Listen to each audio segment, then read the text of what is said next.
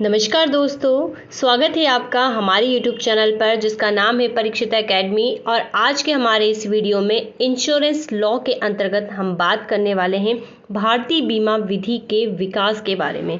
हम इसे बोल सकते हैं कि बीमा की उत्पत्ति भारत में किस प्रकार से हुई, उसके जो ग्राउंड्स है आज हम उसकी चर्चा करने वाले हैं।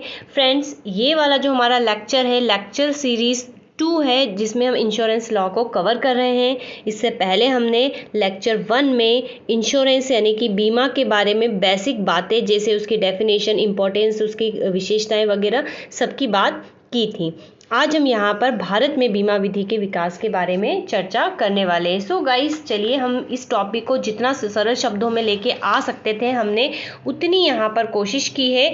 आई होप आपको ये वीडियो पसंद आएगा। तो चलिए हम आगे बढ़ते हैं और बात करते हैं। तो यहाँ पर अगर हम बात करें तो भारत में बीमा विधि के विकास को हमने समझने के दृष्टिकोण से 3 उसको कालखंड में विभाजित कर दिया है। जैसे प्राचीन काल में बीमा की क्या संकल्पना थी, आधुनिक काल में और आज़ादी के बाद यानी कि 1947 के बाद क्या स्थिति है भारत में बीमा की, उसकी बात करेंगे। यहाँ पर मध्यकालीन वगैरह का कोई रोल नहीं है, क्योंकि प्राचीन काल में इतना बीमा का जो कंसेप्ट वर्तमान परिप्रेक्ष्य में जो आज है वो नहीं था। तो चलिए अब हम बात करते हैं प्राचीन काल के बारे में। ठीक है, तो प्राचीन काल में हमने यहाँ पर जो मुख्य कीवर्ड्स लिखे हैं इसी के थ्रू हम यहाँ पर समझने की कोशिश करते हैं। तो अगर हम बात करें कि बीमा की उत्पत्ति और प्रारंभिक जो इतिहास है, इसका कोई भी प्रामाणिक साक्ष्य जो है हमारे पास मौजूद नहीं है जिसके आधार पर हम ये कह सके कि आज जो बीमा है वो प्राचीन काल में भी था। लेकिन बीमा का जो उद्देश्य आज हमारे वर्तमान में रहा है कि जोखिमों का जो है मूल्यांकन करता है, सामूहिक वहन करता है, उसका कुछ झलक जो है हम प्राचीन इतिहास में देख सकते हैं, प्राचीन काल में देख सकते हैं कि वहाँ पर भी जोखिम से जो सुरक्षा थी उसका उल्लेख धर्म ग्रंथ, जो विभिन्न धर्म ग्रंथ हुए हैं हम ने पढ़े हैं, या कहीं पे बहुत जो सारी स्मृतियाँ वगैरह होती है, जो नीतिशास्त्र होते हैं, और कौटिल्य के अर्थशास्त्र में इसकी झलक जो है देखने को मिलती है। और अथर्ववेद में एक शब्द का जो है यूज़ किया गया है जिसको हम बोलते हैं योगक्षेम वहामहम।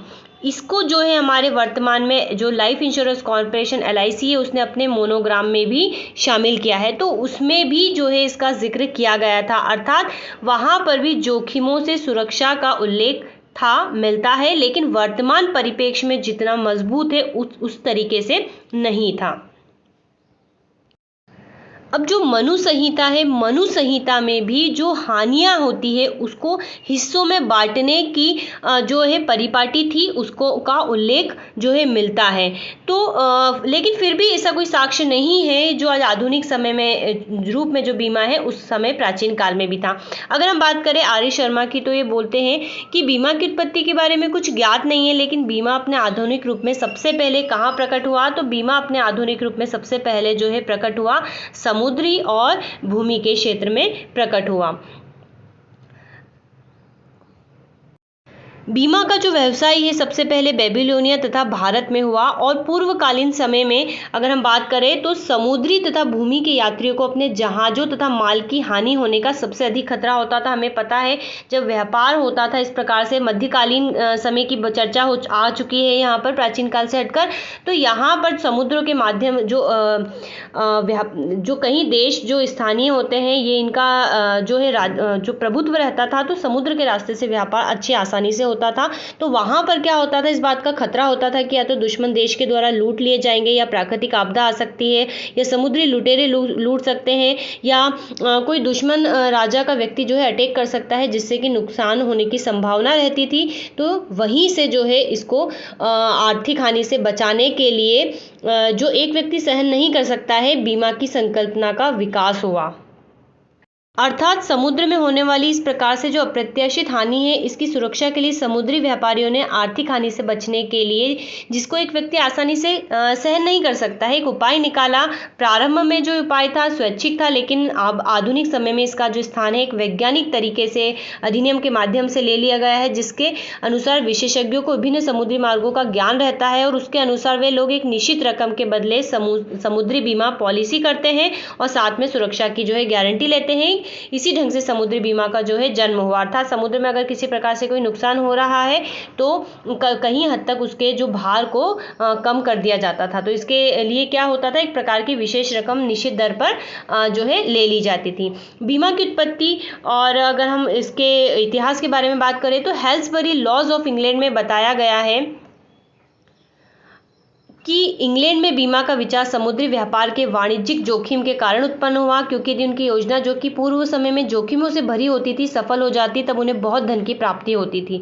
लेकिन इसके विरुद्ध यदि उनकी योजना समुद्र के खतरों के बीच डूब जाती थी तो उनको क्या होती थी, हानि होती थी और वे बर्बाद हो सकते थे। इसलिए इसमें कोई आश्चर्य नहीं है कि बीमा का कॉमन लॉ सबसे पहले समुद्री बीमा के निर्णयों के द्वारा उत्पन्न हुआ। अर्थात समुद्री जो जोखिम हो इससे बचने के लिए ही बीमा जैसी संकल्पना का विकास हुआ। अर्थात कि अगर इस प्रकार का जोखिम हो रहा है तो उनको क्या होगा, आर्थिक जो है लाभ दिया जाएगा। और असमुद्री बीमा की अगर हम बात करें तो ये सबसे पहले जीवन बीमा और अग्नि बीमा के रूप में प्रकट हुआ। लेकिन 19वीं शताब्दी के मध्य तक ये तीनों प्रकार के बीमा वास्तविक रूप में व्यवहार में मिले हुए थे। ठीक है, इनको डिफरेंट टाइप से जो है अलग नहीं किया गया था। असमुद्री बीमा से संबंधित प्रश्नों पर प्रत्यक्ष रूप से न्यायिक निर्णय बहुत कम है, इसलिए यहाँ पर इंग्लिश वहाँ पर समुद्री बीमा को कंट्रोल करने के लिए मराइन इंश्योरेंस एक्ट 1906 पारित हुआ था इंग्लैंड में, और आपको पता है भारत में 1963 वाला लागू होता है। तो ये मध्यकालीन की कुछ इस प्रकार की घटनाएं हैं जो हमने यहाँ पर इसके माध्यम से समझने की कोशिश करी कि बीमा की उत्पत्ति कैसे हुई है। हमने यहाँ पर जानने की कोशिश की कि प्राचीन काल में बीमा का क्या स्थान था। ठीक है, तो ये हमें आंशिक रूप से देखने को मिलता है कि जोखिमों की वहन की वहाँ पर भी बात की गई थी, लेकिन आज के जो स्टैंडर्ड डेफिनेशन के अकॉर्डिंग नहीं था। मध्यकाल में हमने देखा किस प्रकार के समुद्री जो हानियाँ होती है उसको कम करने के उद्देश्य से एक बीमा का जो है उद्भव हुआ, और आधुनिक समय में इसने जो है विस्तृत रूप धारण कर लिया। अब हम बात करते हैं यहाँ पर आधुनिक समय की। अगर हम आधुनिक समय की बात करें तो जो बीमा है, बीमा का जो विकास है सबसे पहले समुद्री बीमा के रूप में यूरोप में 15वीं सदी में हुआ, और इसके बाद 17वीं सदी में जो है अग्नि बीमा प्रचलन में आया। ठीक है, यानी कि विश्व में भी सबसे पहले समुद्री बीमा का ही चलन था, तो 15वीं शताब्दी में आया, बेबीलोनिया के आसपास माना जाता है, और 17वीं शताब्दी में अग्नि बीमा प्रचलन में आया। और आधुनिक समय में अगर अब हम भारतीय परिप्रेक्ष्य में मुख्य रूप से बात करते हैं तो 1797 से 1810 के बीच कलकत्ता में ईस्ट इंडिया कंपनी का व्यापार और जो वाणिज्य का केंद्र था समुद्री बीमा कंपनियां स्थापित की गई, और इसकी सबसे पहली कंपनी कहाँ स्थापित की गई, कोलकाता में की गई। और इस प्रकार भारत में भी सर्वप्रथम प्रारंभ होने वाला बीमा कौन सा था, समुद्री बीमा था। अर्थात विश्व स्तर पर भी पहला बीमा जो था समुद्री बीमा था, यानी कि समुद्र में जो जोखिम उत्पन्न होते हैं उसको कम करने के लिए, और भारत में भी ईस्ट इंडिया कंपनी के द्वारा जो है कोलकाता में समुद्री बीमा हेतु जो है कंपनियां स्थापित की गई।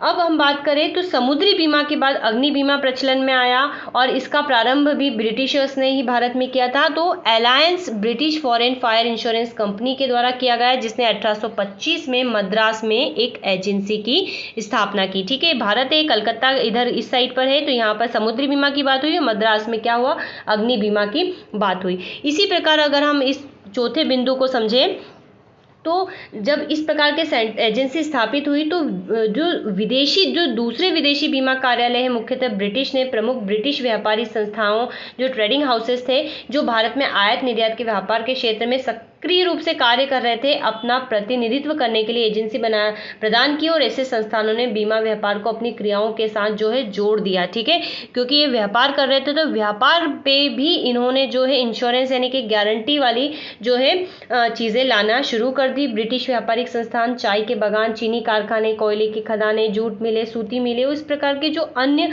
प्रतिष्ठान के प्रबंध अभिकर्ता थे, स्वाभाविक रूप से वे लोग ऐसे प्रतिष्ठानों के बीमा को जिन्हें ब्रिटिश बीमा कंपनियों के साथ जोड़ दिया गया था नियंत्रित करते थे। तो इस प्रकार से जब ये बीमा का कंसेप्ट आया तो फॉरेनर्स यानी कि ब्रिटिशर्स के द्वारा भारत में इसकी नींव डाली गई, और 1872 में पहला ये यहाँ पर तो ये अंडर राइटर है। तो 1872 में पहला अंडर राइटरों का संगठन जो है मुंबई में स्थापित किया गया, जिसने लंदन के एक्सीडेंट ऑफिसेस एसोसिएशन यानी कि ओवरसीज और फायर ऑफिसेस कमेटी के साथ नज़दीकी संयोजन में कार्य किया। ठीक है, इसने कार्य किया। अब अंडर राइटर क्या होता है, तो अंडर राइटर एक प्रकार के व्यक्ति या संस्था होता है जो कमीशन, प्रीमियम, स्प्रेड ब्याज के रूप में, शुल्क के रूप में बंधक बीमा, ऋण या निवेश के लिए क्या करता है, जोखिम का मूल्यांकन मूल्यांकन और उसका अनुमान लगाता है। तो इसकी नींव पड़ी, आपको ये स्पेशल बिंदु याद रखना है। हमने यहाँ पर इस एक्चुअल में क्या थ्योरेटिकल पार्ट हो रहा था, तो हमने इसको समझने के पर्पज से इस प्रकार से पॉइंट मार्क किया हुआ है, जिससे कि समझने में हमें आसानी रहे कि किस प्रकार से क्या हुआ है। तो चलिए हम आगे बढ़ते हैं। तो अंडर राइटरों का हमने देखा कि किस प्रकार से 1872 में कार्य हुआ, और 1885 में लगभग 50 विदेशी कार्यालयों ने अभिकरण संस्थाओं के माध्यम से बीमा का व्यापार जो है प्रारंभ कर दिया। ठीक है, 50 विदेशी कार्यालयों ने भारत में, ये कार्यालय अधिकतर ब्रिटिश थे और कुछ ऑस्ट्रेलिया, न्यूजीलैंड और यूरोप के थे। इन कार्यालयों में कुछ 1858 में लंदन में बनी फायर ऑफिसर्स कमेटी के सदस्य थे, जिसने इंडियन टैरिफों को प्रस्तुत किया था, और जिनका कार्यालय इनका जो कार्यालय द्वारा भारत में अनुपालन किया जाता था।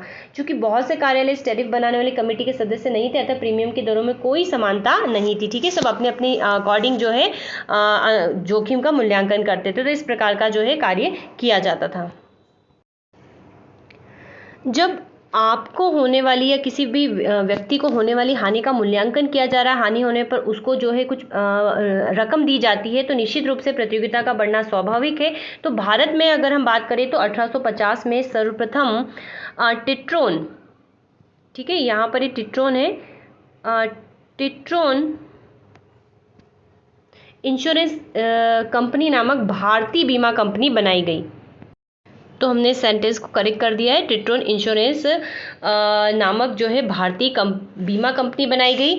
और 19वीं शताब्दी के अंत में पश्चिमी भारत में भारतीय व्यापारियों ने ब्रोकरों के रूप में बीमा व्यवसाय में सक्रिय रूप से जो है कार्य करना प्रारंभ कर दिया। मुख्य जो शहर है बम्बई, कलकत्ता, यहाँ पर कई इस प्रकार से जो है ब्रोकर काम करने लग गए, जिसमें प्रीमियम की जो दरें हैं सबकी अलग अलग थी, ऊंची रखी जाती थी। ठीक है, और इस प्रकार से दलाली वगैरह भी जो है बढ़ने लगी। सिंपल सी बातें हम कहें कि कंपटीशन जो है काफ़ी बढ़ गया था।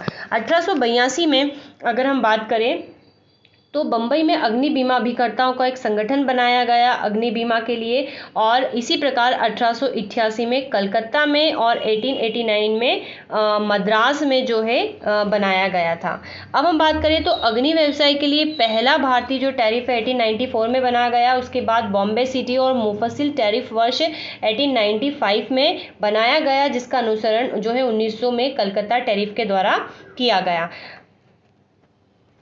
अब जब हम इस कालखंड में प्रवेश कर रहे हैं तो हमें पता है भारत में जो है स्वदेशी आंदोलन, बंगाल विभाजन की चर्चाएं चल रही थी, तो स्वदेशी आंदोलन जो है अपने जो है पिक पॉइंट पर था। तो इसीलिए 1909 में जो है भारतीय बीमा कंपनियों की आवश्यकताओं को राजनीतिक और आर्थिक दोनों आधारों पर अनुभव किया, और 1909 में भारतीय पूंजी से ही जो है इंडियन मर्केंटाइल इंश्योरेंस कंपनी जो है स्थापित की गई।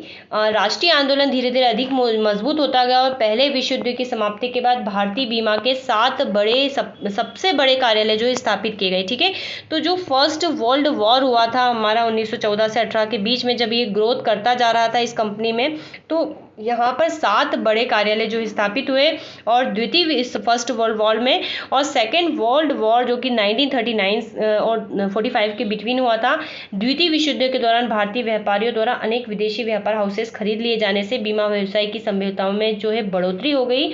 और इस अवधि के दौरान क्या हुआ, 10 संयुक्त कार्यालय जीवन और सामान्य बीमा के और 15 सामान्य बीमा के कार्यालय जो है स्थापित किए गए। तो इस प्रकार से हमने देखा, और बीमा को और अधिक जो है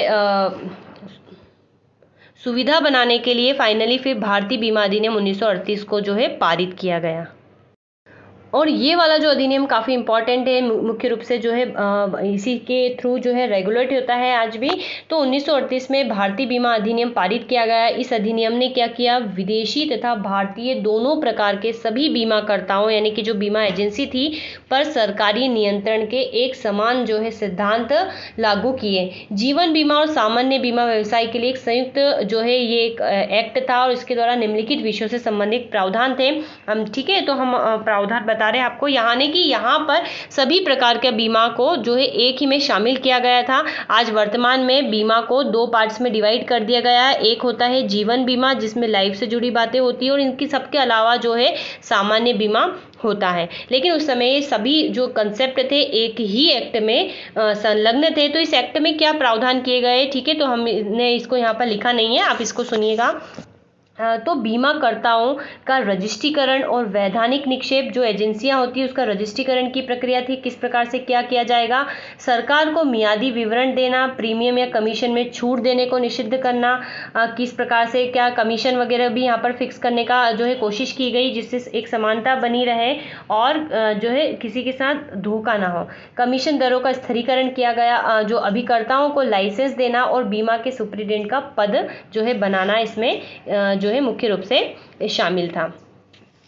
अब हम बात करें तो इसके बाद क्या हुआ, 1940 से 1950 एक्ट पारित हो गया। ठीक है, अब 1940 से 50 की अवधि के दौरान भारतीय बीमा व्यवसाय ने धीरे धीरे ग्रोथ की, स्वदेशी भावना उत्पन्न हुई। हमें पता है आज़ादी का टाइम भी चल रहा था, तो भारतीय उद्यमियों तथा विभिन्न प्रकार के उद्योग स्थापित किए गए, जैसे कि सूती मिलें, चीनी, कागज, सीमेंट, दिया सलाई इत्यादि जो उद्योग स्थापित किए गए, और ये उद्योग संरक्षणात्मक और टैरिफ के अंतर्गत जो है परिपक्व हुए। अगर हम बात करें तो बीमा व्यवसाय में बीमा कंपनियों का जो भाग था 1929 में जो 11% था, वो 1939 में बढ़कर क्या हो गया, 31% हो गया। ठीक है, चलिए इसके बाद क्या हुआ, 14 अप्रैल 1944 में, यहाँ पर ये भी इम्पॉर्टेंट चीज़ है, मुंबई में डॉक में SS फोर्ट स्टीफन के बोर्ड पर घटित एक विस्फोटक ने बीमा उद्योग के लिए एक असाधारण स्थिति उत्पन्न कर दी, और युद्ध छूट खंड ने पॉलिसी के अंतर्गत बीमाकर्ताओं के दायित्व के बारे में संदेह उत्पन्न कर दिया कि इस प्रकार की कंडीशन में क्या बीमा जो है उनको आर्थिक सपोर्ट करेगा।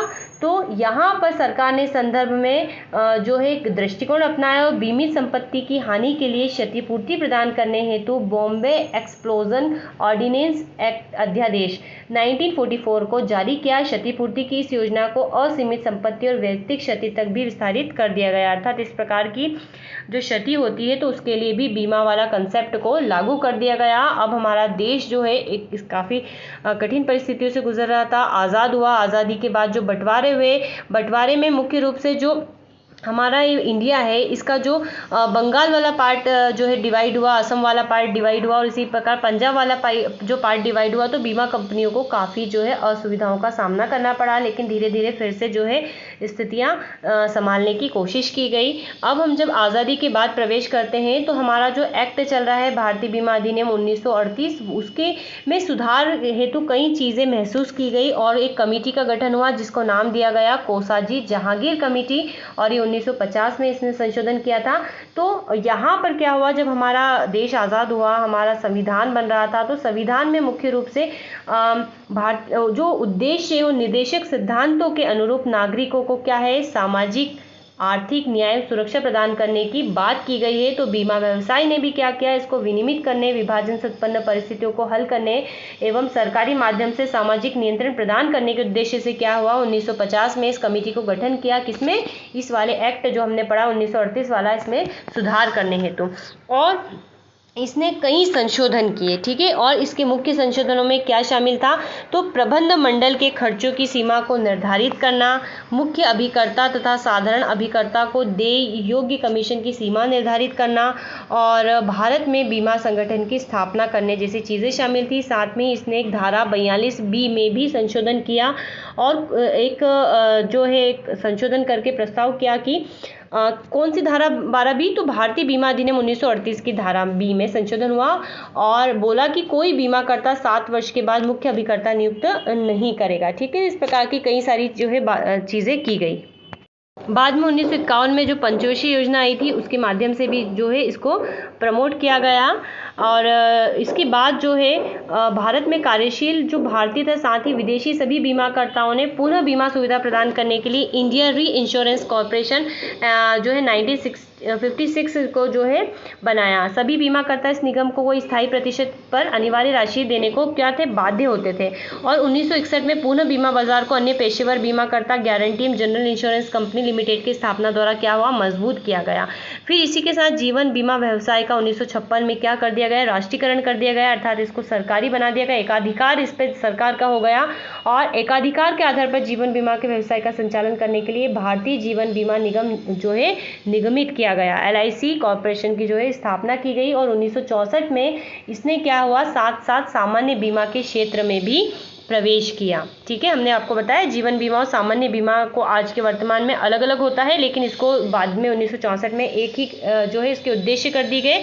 बाद में साधारण बीमा को जीवन बीमा के क्षेत्र से अलग करते हुए साधारण बीमा व्यवसाय राष्ट्रीयकरण अधिनियम 1972 को जो है पारित किया गया। तो इसके साथ ही क्या हुआ, भारत में सभी जो 107 बीमा करता यानी कि जो एजेंसियां थी, हम बोल सकते हैं संस्थाएं होती थी 107, वो उनको मिलाकर जो है 4 इकाइयों में कन्वर्ट कर दिया गया। कौन कौन सी? National Insurance Company Kolkata, New India Insurance Company Mumbai, Oriental Fire and General Insurance Company New Delhi और United India Fire and General Insurance Company Madras. ठीक है, फिर इसके बाद समुद्री बीमा अधिनियम 1963 पारित हुआ, यानी कि समुद्री बीमा को भी जो है अलग कर दिया गया। और आज वर्तमान में भारत में समुद्री बीमा अधिनियम 1963 पारित है। समुद्री बीमा के बारे में बात हम जब समुद्री बीमा अधिनियम को पढ़ेंगे वहीं पर करेंगे। तो यहाँ पर इतना ही, इसको जो है काफ़ी समझिए। और बाद में क्या हुआ, औद्योगिक क्षेत्र में अब क्या है, उदारीकरण की प्रक्रिया प्रारंभ हुई। हमें पता है 1991 में एलपीजी वाला कंसेप्ट आया था आर्थिक रूप से भारत को मजबूत करने के लिए, तो जिसका प्रभाव भी क्या हुआ, बीमा व्यवसाय पर पड़ा। और 1993 में बीमा व्यवसाय जीवन बीमा एवं सामान्य बीमा का निजीकरण किए जाने हेतु भारत सरकार द्वारा मल्होत्रा कमेटी का गठन हुआ। ठीक है, यहाँ पर लिखा नहीं है तो याद रखिएगा, मल्होत्रा कमेटी का गठन हुआ। किस विषय पर? कि जीवन बीमा और सामान्य बीमा का निजीकरण, प्राइवेटाइजेशन किया जाए। और इस कमेटी ने 1994 में अपनी एक रिपोर्ट प्रस्तुत की और बीमा व्यवसाय से जुड़े कर्मचारी संघों द्वारा बीमा व्यवसाय के निजीकरण की संस्तुति का विरोध करने के बावजूद भी बीमा नियामक और विकास प्राधिकरण 1999 का जो है गठन किया गया। इसके फलस्वरूप क्या हुआ, बीमा व्यवसाय सरकारी क्षेत्र के साथ साथ पुनः निजी क्षेत्र में आ गया, यानी कि राष्ट्रीयकरण करने के बाद भी निजी क्षेत्र में आ गया। और भारतीय बीमा के निजीकरण से संबंधित विस्तृत, एक्चुअल में इस वाले एक्ट को भी हम जो है थोड़ा सा बहुत बाद में और अच्छे से समझने की कोशिश करेंगे। आई थिंक इसके माध्यम से आपको सारी चीज़ें स्पष्ट हो गई होगी। हमने कोशिश करा है कि हमने शॉर्ट में हम सारे बिंदुओं को कवर कर ले। अगर क्वेश्चन एग्जाम में आता है तो आपको अगर इसके मुख्य मुख्य हेडिंग्स याद रह जाती है तो आप अपना आंसर लिख सकते हैं। और जैसे जैसे हम इंश्योरेंस लॉ में आगे बढ़ेंगे, बाकायदा आपका जो सारे कंसेप्ट है क्लियर होते जाएंगे। और जब वो कंसेप्ट क्लियर होंगे तब भी यहाँ पर जो हमने शब्दावली यूज़ की वो समझ में आ जाएगी। तो ये प्रयास था हमारा इंश्योरेंस लॉ को आगे बढ़ाने का। हम बहुत दिनों के बाद जो है वीडियो लेकर आए हैं। वीडियो किसी कारण से मैं नहीं बना पा रही थी, तो आई थिंक उम्मीद करते हैं कि आपको ये जो हमारा वीडियो है पसंद आएगा, एग्ज़ाम में आपको हेल्प करेगा। और अगर आपको हम यहाँ पर एक लास्ट जो है सजेशन देना चाहेंगे कि अगर एग्ज़ाम में क्वेश्चन आता है, आप लिखना चाहते हैं, तो मुख्य रूप से आप इसके ये कीवर्ड याद रख लीजिए। ठीक है, ये हमने जिस प्रकार से लिखे हैं, और अगर ये भी याद रहते, आप ये भी लिखते हैं, तो निश्चित रूप से आप कुछ नंबर जो है, बहुत कुछ नहीं, बेहतर नंबर जो है अचीव कर पाएंगे। और एक बार रीडिंग लगा लीजिए तो आपका ये जो वाला टॉपिक है क्लियर हो जाएगा। तो उम्मीद करती वीडियो पसंद आएगा। Have a nice day and thanks for watching.